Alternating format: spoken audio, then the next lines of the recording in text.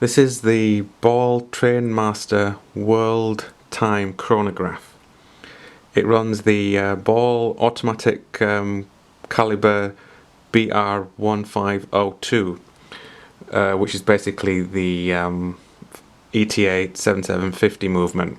Ball just put their bits on top of it. It has 15 micro self-powered gas tubes, which is something Ball is quite well known for. Some people say a gimmick. I would have to agree. They have these gas tubes which you can just about see. I'll do some close-ups later. They provide a long life illuminous. You don't need to recharge it. They're constantly on, and they're supposed to be 100 times brighter than normal illuminous paint, and I have to say I'm not too sure about that. When I first got this watch, or a Ball watch, I actually sent it back because the luminous was just dreadful. I was expecting something a lot better and a lot brighter. A lot of the photographs that you see online for Ball watches, what they do is they take photographs using black light, which makes the gas tubes seem a lot brighter. I've had this on a bedside cabinet next to another one of my watches, and it must have been maybe 2-3 o'clock in the morning, and it wasn't any brighter than something which has normal lume. I guess the only benefit of this is that you don't have to charge it; it stays. It's supposed to have a life span of 25 years. After that, I assume you'll have to go back to Ball and have them replaced. So, yeah. It has inner bezel. You can just see there. That's a worldtimer. You've got 24 different cities all around the world. Again, I'll do a close-up a little bit later and show you how that works. The bezel rotates automatically with the time, so you just look straight at it and you can see what time it is in anywhere in the world. For example, now it's 10:30 here in England, so it says London 10:30. If you look here at Dubai, it says 2:30, and so on and so on. If you look around it, the white indicates it's daytime in that city, and the black section indicates it's nighttime. As you can just see there, there's a moon there, and here there's a little sun. A really handy thing to have if you're traveling, or if you've got a lot of people that you want to keep in touch with in different cities. You can just look at it straight away, and it's very easy to use. Instead of a GMT, which will just show you one time zone, this obviously has got 24, so it's much better. It's got a chronograph. You've got the subdials there. You've got the constant running of the second hand. This is the minute hand, and just below that you've got the hour hand. One thing I must say that they could have done is made the subdials bigger. They're very small and quite hard to read at times. It's 42 millimeters wide, which is quite a big watch, and it's 13 millimeters in depth. It's got an anti-reflective sapphire crystal, which is not domed. It's quite flat, but they've got this sort of domed bit here. There isn't a logo on the crown, which is quite unusual.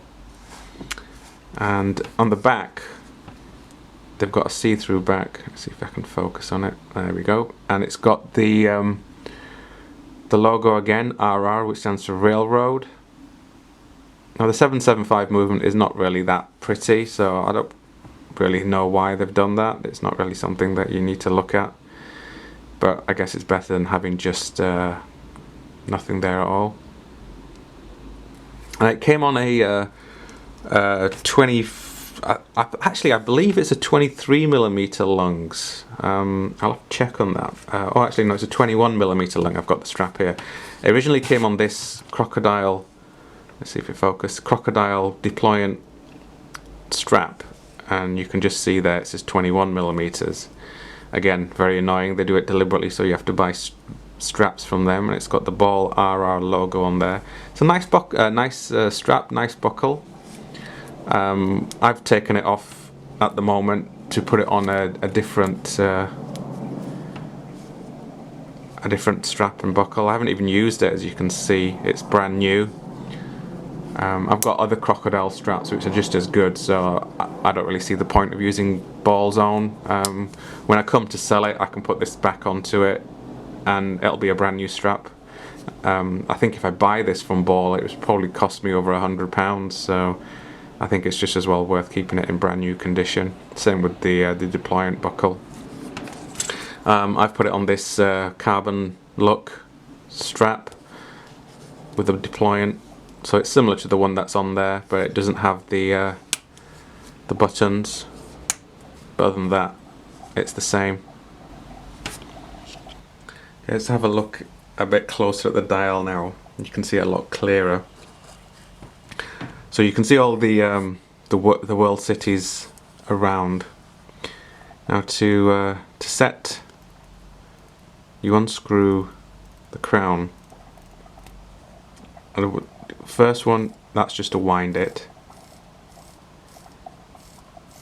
And then if you pull it out again, one click, that will set the date. So you got Friday, Thursday, Wednesday, so on.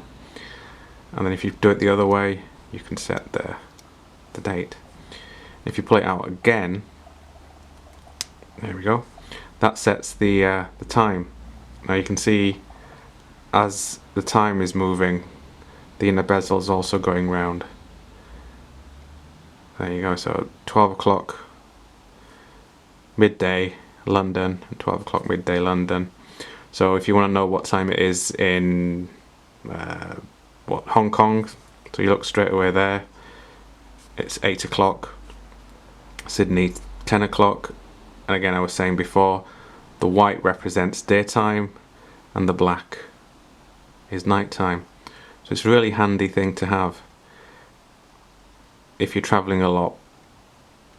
I find it really useful because I have a lot of friends overseas, and if I want to call them, it's quite easy to just look at this and know what time it is. And also when you're traveling, you know exactly where you are when it comes to the city you're in. You can reset the time, the inner bezel, by rotating it the other way. This sets the time. So for example, you want to set the time for London is going to be, say, 8 o'clock. You know the time in London is 8 o'clock. So you set it there and you're in another city, so you then move it, leave that at 8 and then move it around to whatever time you are in whatever city you are. So say it's 1 o'clock. And then just push it back in. Now one thing that I've seen on all of these watches is, if you notice, when I set it exactly at 8 o'clock and then I moved it the other way, it changed. So let's set it at 21 exactly. Now if I move it the other way, you see there's a little bit of a give. So what you've got to do is actually set it there and then turn it back, and then it sets it at the exact time. Now the first watch I had did the exact same thing, and apparently the other ones do the same, so there's a bit of a give. So if you're ever setting the time on one of these things, you've actually got to set it a little bit past, say quarter past, and then go back, and then it will stop at the exact time. See, so it's 23.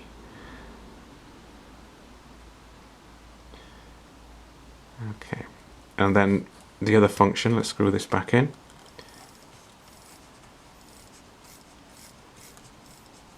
To set the chronograph or start the chronograph, it's very simple. Push this and it sets it. and then to stop it, the same one. There's a nice click to it. Now obviously it's running the 775 movement, which a lot of manufacturers use, and it's a great movement, very robust.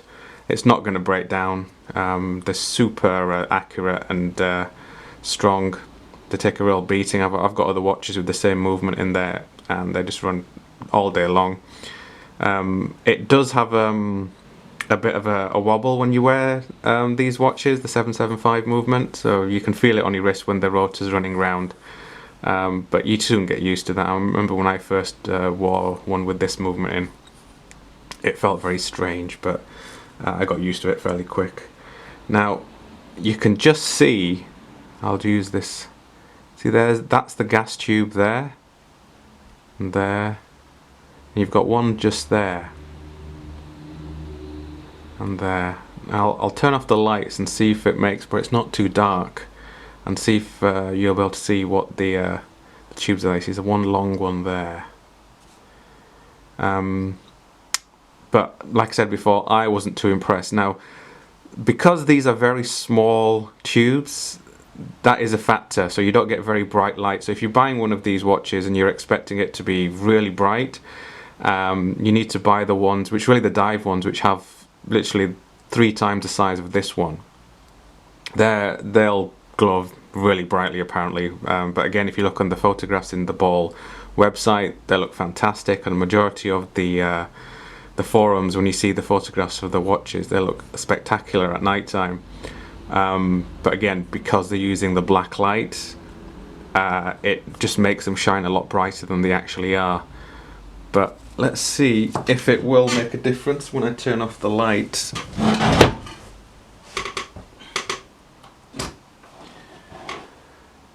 No, as you can see, it hasn't made much difference because it's still fairly light here. I'll try and do some shots of it at night time.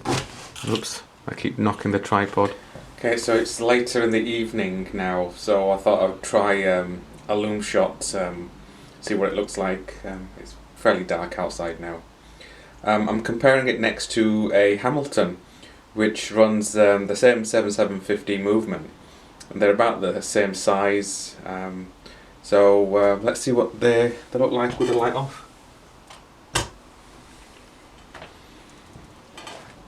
There you go.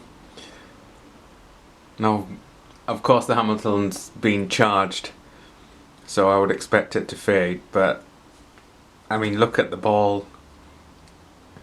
You can just about make it out, but the Hamilton hands, you can see very clearly. That'll fade throughout the night, and probably within about 3-4 hours it will fade down to what the Ball is now. So these gas tubes, I'm not too sure. So thank you for watching, and if you like it, please subscribe and thumbs up. Thank you.